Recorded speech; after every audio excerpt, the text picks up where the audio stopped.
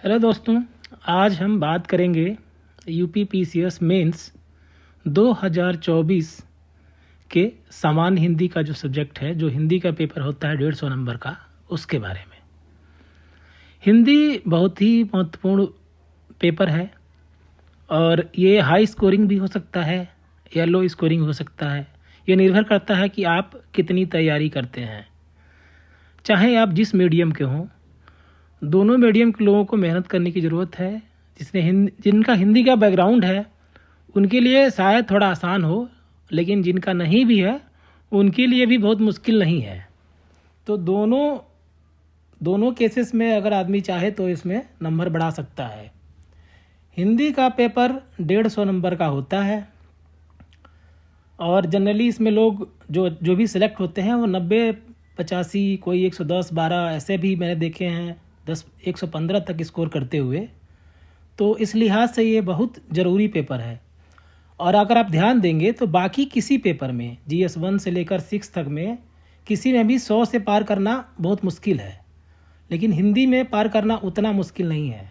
GS के paper में आप कितना ही मेहनत कर लें, 1, 2, 3, 4 में तो 100 पार करना बहुत ही मुश्किल है। 1, 2, 3 पहले पेपर में, दूसरे में या तीसरे में, एथिक्स में हो जाए, पेपर 5, 6 में शायद कोई कर ले, लेकिन बाकी 1, 2, 3 में करना मुश्किल है। इस लिहाज से और ये भी होता है कि मान लीजिए इतने सारे पेपर हो रहे हैं, कोई भी एक पेपर में आपका मार्किंग की वजह से या ख़राब पेपर होने की वजह से अगर नंबर कम होता है तो उसको कवर करने के ज़रूरी है कि हम सारे बेसिस कवर करके चलें। उसमें एक ऑप्शन ये है कि आप हिंदी को इतना बेहतर कर लें कि वहाँ अच्छे नंबर आ जाएं। सामान्य से ऊपर रहेंगे तो इसका फ़ायदा होगा। और सामान्य से ऊपर रहना ज़रूरी है क्योंकि नंबर आपको अगर मेंटेन करना है, सिलेक्शन पाना है, तो 100 के आसपास तो रहना ज़रूरी है। ऐसा नहीं है कि 85 सिलेक्शन नहीं होता है, लेकिन उनका होता है जिनके बाकी पेपर के नंबर बहुत अच्छे हों। तो ज़रूरी हो जाता है कि आप हिंदी को अच्छे से तैयार करें। और जो इंग्लिश मीडियम के हैं, आप लोग बस ऐसे सोच के कि हिंदी नहीं आती है, इस चक्कर में हिंदी को इग्नोर नहीं करना है, नहीं तो आपका बहुत नुकसान हो सकता है। और जो हिंदी वाले जिनका बैकग्राउंड रहा है वो भी हल्के में ना लें, क्योंकि इसमें जो बेसिक चीज़ें हैं, मात्रा है, व्याकरण है, उसका ध्यान रखना होता है। और लिखते समय आप ध्यान नहीं रखेंगे, जैसे कि छछूंदर के सर पे न चमेली का तेल है, या और कोई मुहावरा लोकोक्ति है, तो उसका सही अर्थ हिंदी भाषा में अच्छे से लिखना है। ऐसा नहीं कि बोलचाल वाला अर्थ उसका लिख दिए।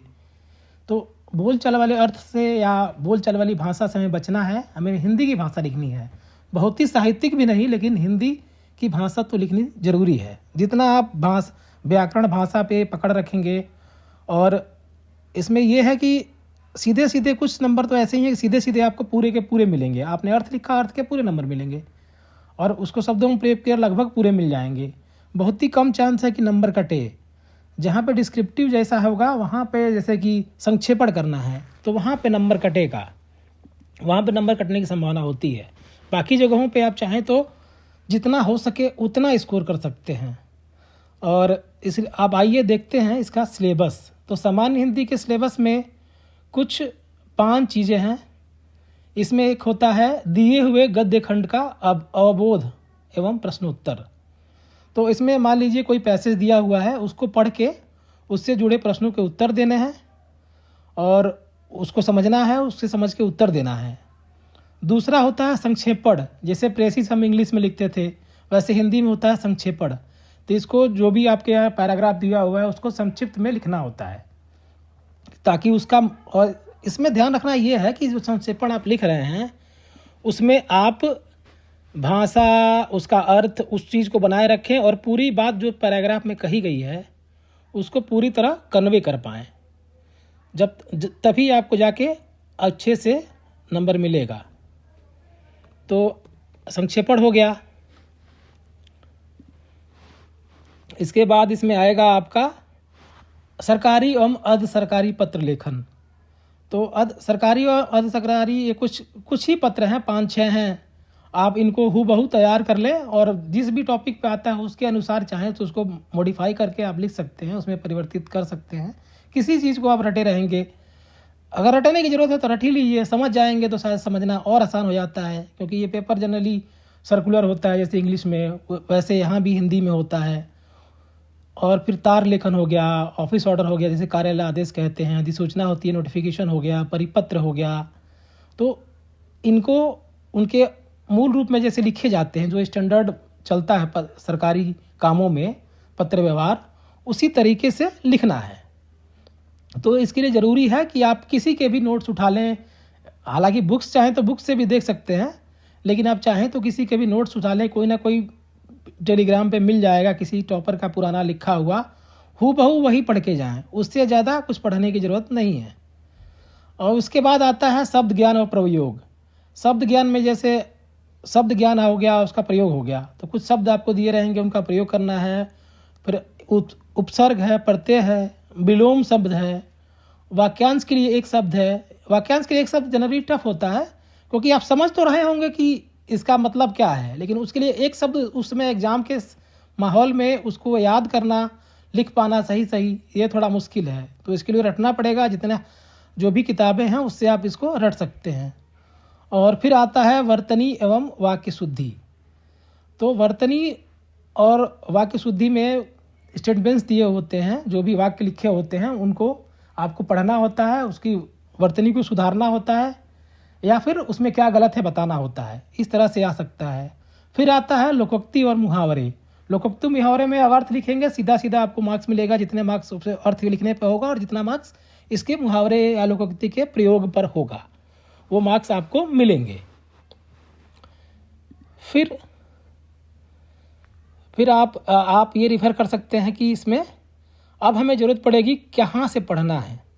तो कहाँ से पढ़ना है, इसके लिए सबसे पहला, किसी भी चीज़ के लिए यूपी पीसीएस में चाहे कोई भी सब्जेक्ट हो, पेपर 1 से लेकर 6 तक, हालांकि 5-6 तो अभी एक ही बार हुआ है, तो उसके भी PYQ देख सकते हैं, उसका सिलेबस देख सकते हैं, उस हिसाब से कर लेंगे।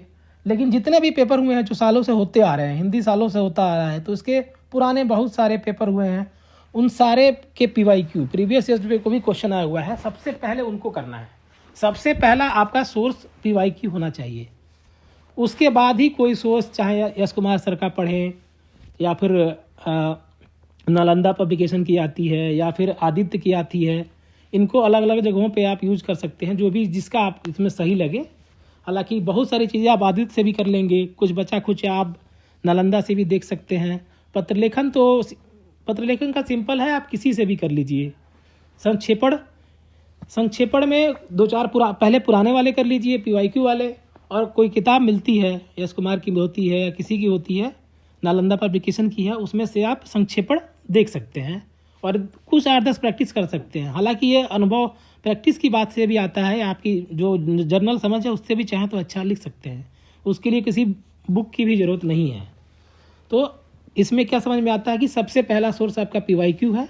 फिर आप बेसिक किताबें जितना रिफ़र करना चाहें, ध्यान देना है कि आदित्य पब्लिकेशन चाहे कोई भी किताब हो, सिलेबस में जितना पॉइंट लिखा हुआ है उसी को छेड़ना है, उसके ऊपर नहीं जाना है। उसके ऊपर जाएंगे तो टाइम वेस्ट होगा और आपको कोई फ़ायदा भी नहीं होगा। जबकि मेंस के लिए हमें 8 पेपर ऐसे ही पढ़ने हैं, तो हम उस पर ध्यान लगा सकते हैं। तो पहले हम उनको पढ़ें। उसके अलावा आप इनको बार बार, जैसे कि हफ्ते 10 दिन में एक चीज़ देखते रहिए, कभी मुहावरा देख लिया, कभी लोकोक्ति देख लिया। इसके लिए बहुत ज़्यादा पढ़ने की ज़रूरत नहीं है, आधा घंटा अगर एक दिन में देखते हैं तो भी ठीक है, या हफ्ते में 2 दिन 2-2 घंटा देख लिए तो भी ठीक है, या लास्ट में आप कुछ लोग होते हैं जो लास्ट में करते हैं, जैसे मैं हूँ, तो मैं लास्ट में करने वाले में सोचूंगा 4-5 दिन करूँगा, उसी में करके आऊँगा। तो आप ऐसे भी कर सकते हैं। तो आपको सब ये ध्यान देना है कि हमें जो भी सोर्सेज बताए हैं, जो भी सिलेबस में दिया हुआ है पॉइंट्स, उनके PYQ करिए। फिर PYQ के अलावा समय बचता है तो आप किताबों पे जाइए। किताब जो भी स्टैंडर्ड किताबें बताई गई हैं, पुराने टॉपर्स ने बहुत सारी किताबें बताई हैं, उनको आप यूज़ कर सकते हैं। इस तरह से आप चाहें तो पूरा सिलेबस कवर कर पाएंगे और हिंदी में अच्छा नंबर ले पाएंगे।